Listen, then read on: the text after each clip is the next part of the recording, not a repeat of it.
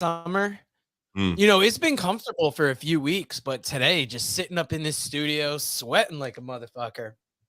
Talking about Roman Reigns versus Hulk Hogan.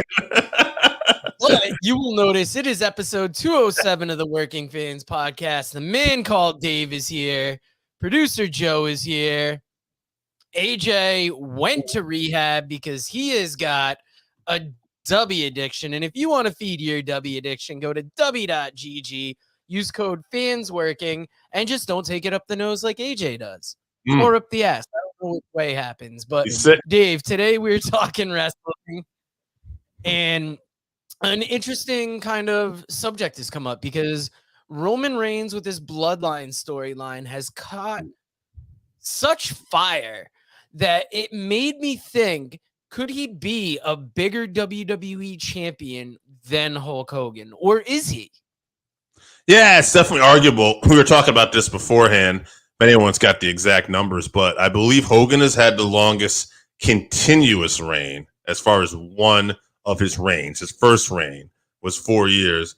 Roman is approaching that.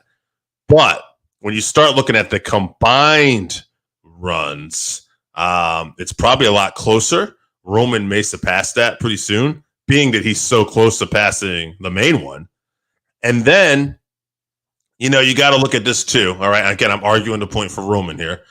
We are at the most financial successful time in company history. Now, obviously, this has a lot to do with television rights, content creation. We're in an age where, big money for people like WWE that are just giving context all the time. I love the music. Yeah, and playing around with some background music here. Yeah, but what I really think, if you look at how the old timers would say, right? If you're drawing money, it's because of the champion. The champion's the reason why. And I don't think there's really any dispute that the biggest thing going on in that company right now has been the bloodline, which is centered around Roman Reigns.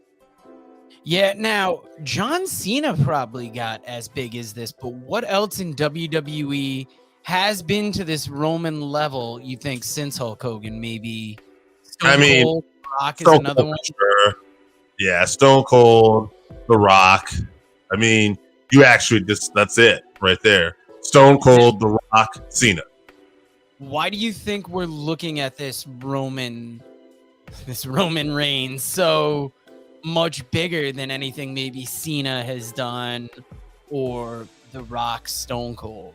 Because in the time period that we live in, and this started someone in the 90s, we have not had a champion this long in a long time. Like, you look at all those reigns we talked about with Stone Cold, Rock, and Cena, none of them had this, what is Roman going on? 3 years now?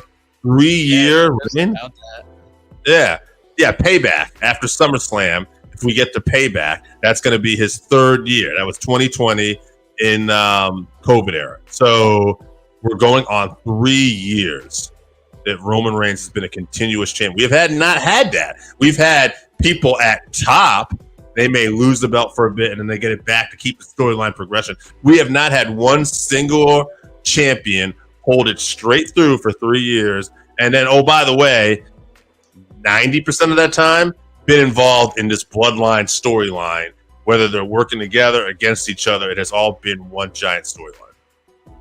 Yeah, now, when we originally constructed this, there was going to be more of a 3-man conversation around this, and we're down to 2, and I don't really have a whole lot of other ways to look at this or, other facets to throw at it, because honestly, Dave and I both have had busy weeks. We just sat down to talk about this, so I'm trying to come up with questions on the fly. I'm at a little bit of a creative roadblock. Do you have anything else to add to it, Dave? Sure. I mean, at the end of the day, as much as I can say they're at the most profitable time in company history, that has a lot to do with, the world we're living in right now. Reality, if you want to look at this a little closer, is though, whether people love it or not, whether they hate it, Hulk Hogan was the man for a long, long period of time. Pontiac Silverdome, Andre the Giant, sold out Madison Square Garden. I mean, so many times. And he was champion on and off continuously from 84 to about 93. That's when you had Yoko and Brett and some of those guys. And Hogan still would hold on to it. And then Hogan would have his next run in WCW, take that company and skyrocket them and be multiple champion there. So, you know, is Roman Reigns bigger than a bigger WWE champion than Hulk Hogan? You might be able to argue that, but at the end of the day, I can't. Hulk will always be the best. That is interesting. Now, why do you feel that Hulk is always going to be the best? Because he was amazing when I was younger. You know, probably my favorite wrestler. But then as you get older, you realize he didn't do a whole lot.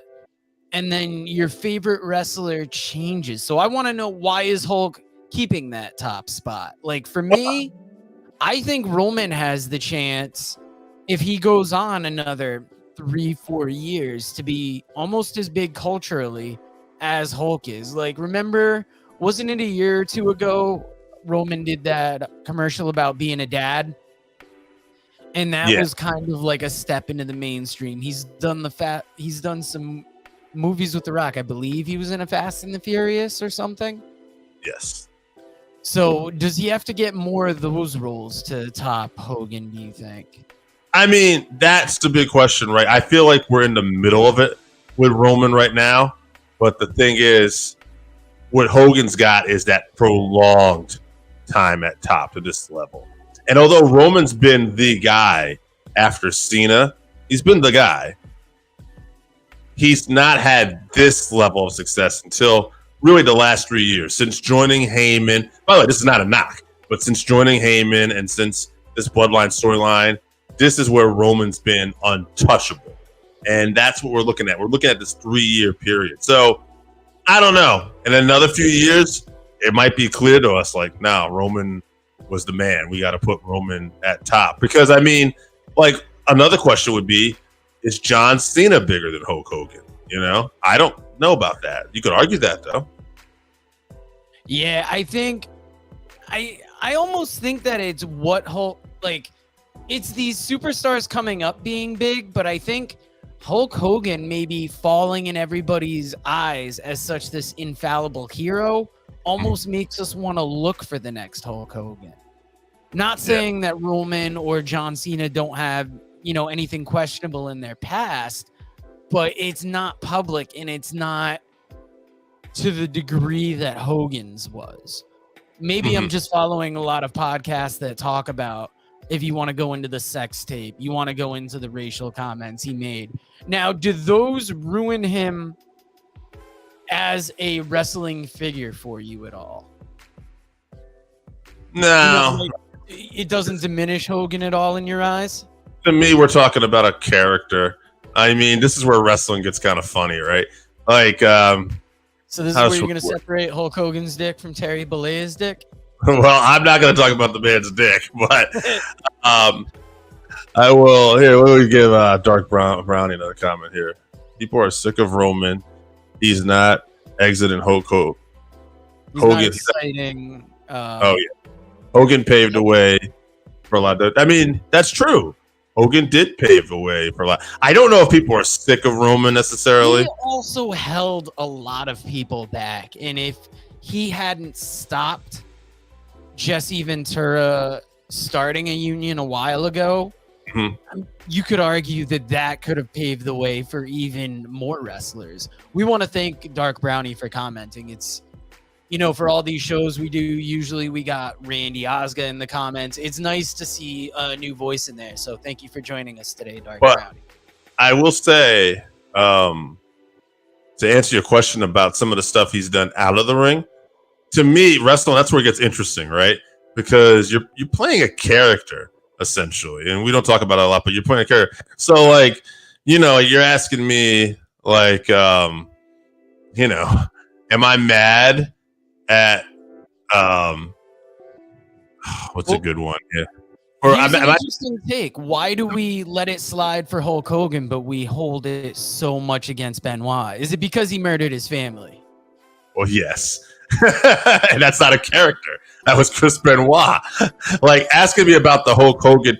Now, so he said he didn't like black people in character. I'm just trying to get like why the difference. Why, like, even though it's murder, and I understand that Benoit should be looked at that way, how is it that Hulk Hogan doesn't catch it the same way? Yeah, I mean, because he was just offensive as opposed to murderous. I think the original thing, maybe I'm getting, we were originally talking about their accomplishments too. Yeah. So, well, your accomplishments. I was talking about what's going on out of the ring affecting like how you viewed that. Yeah, as a person, yeah. I mean, yeah, said some awful shit. Fuck him. Yeah, outside of Trayvon Jordan and a few other wrestlers we've talked to, you know, like, I think wrestlers traditionally have that thing of where a lot of them are liked on screen, but then you get to know some of them and it's just a totally different person.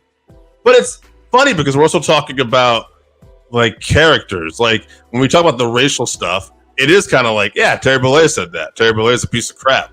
Hulk Hogan said, take your prayers, eat your vitamins. You know? Like Sylvester Stallone, maybe he cheated on his wife. I'm not saying he did. I'm just using it as an example. Why are we bringing Sylvester Stallone into... Hold on.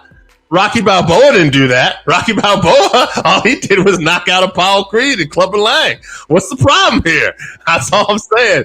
Like wrestlers, you know, like these characters they play, we end up trialing them for like this stuff, like, and they're on Twitter as Hulk Hogan and all this. It's fucking weird sometimes when you think about it. That's all. Yeah, it's a weird thing, and I mean, I guess yeah, but I don't know. Chris murder his family, so fuck that guy. We're a little off the rails since AJ Strangebrew is in here. Like, we had this set up as a triangle discussion, and it was about to be awesome. Yeah. Today, I think we're on our lowest creative ebb at the moment. Like, the summer is our busiest time if you want to get into the working side of the Working Fans podcast. And shout out to Jesse from New Hampshire, who came up with the point that Chris Benoit should be in the WWE Hall of Fame. And no matter what he did to his family and his kids, I choose to recognize him for what he is more important, being a professional wrestler. Just want to throw that out there. Anyway, check out the archive. I think we took that off the record, but if you want to go see Northeast Wrestling this Sunday, July 30th, if you pay your admission to get into the Lebanon County Fair, Northeast Wrestling is going to be putting on a card. And looking at the poster, Landon Hale will be there, Little Mean Kathleen, Lucas Chase, RJ Rude. Her is taking on Wrecking Ball Legursky, and Waves and Curls featuring Trayvon Jordan, Jalen Brandon, are taking on the Hispanic Mechanics. That's Sunday, July 30th, 2 p.m., Lebanon, Connecticut. Hey, a couple other notes too. This weekend, NXT. Are you about to tell me about On the Undercard by the Hempsteadies, out now on all streaming music platforms? Check it out. Sorry to cut you off there. All right. Hey, NXT Great American Bash this Sunday too. I know AJ would have been a fan of this, but Gable Stevenson, Olympic gold medalist, makes his debut this Sunday. So against Baron Corbin. I'm curious to see how he'll do.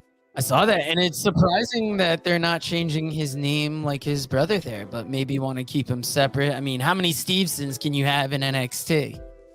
I just think, too, at the end of the day, Gable is just a bigger name. And for his brother, they're like, nah, you Damon Kemp. You're going to have to earn your way here, kid. Now, I mean, we went over it. I really think there is potential for Roman Reigns, but it's going to be kind of a time thing. Yes, agreed. Now, getting back to the whole point, because I feel like we're all over the place today. It's hot in these studios. His burps.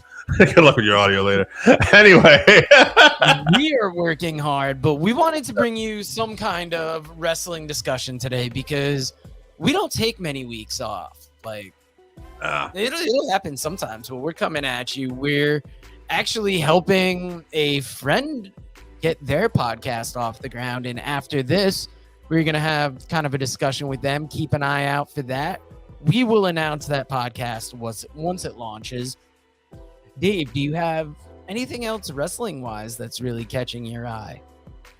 Nope. I mean, I'm excited for SummerSlam. That's going to be next week. I think just Roman Reigns. I mean, maybe actually, I know that wasn't in the cards for next week, but maybe we should have a prediction next week as well, our SummerSlam predictions going in there with Roman Reigns and Jey Uso.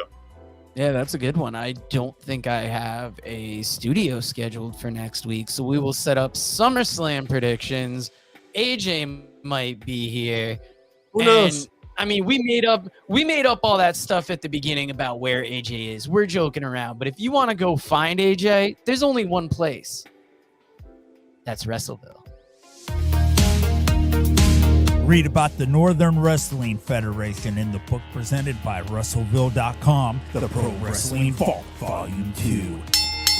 Hear the story of Roger Ruffin, the man who trained Carl Anderson, the Monster Abyss, Jordan Clearwater, Chris Harris, and Jillian Hall. Plus 45 other short stories, including Jazz, Bobby Eaton, Kamala, Thunder Rosa, Mario Mancini, Scott Casey, PJ Black, Kerry Morton, Sal Renaro, Jeremiah Plunkett, Colby Carino, Bam Bam Malone, and many others. Get your book today at Wrestleville.com. Wrestleville. It's where wrestling lives.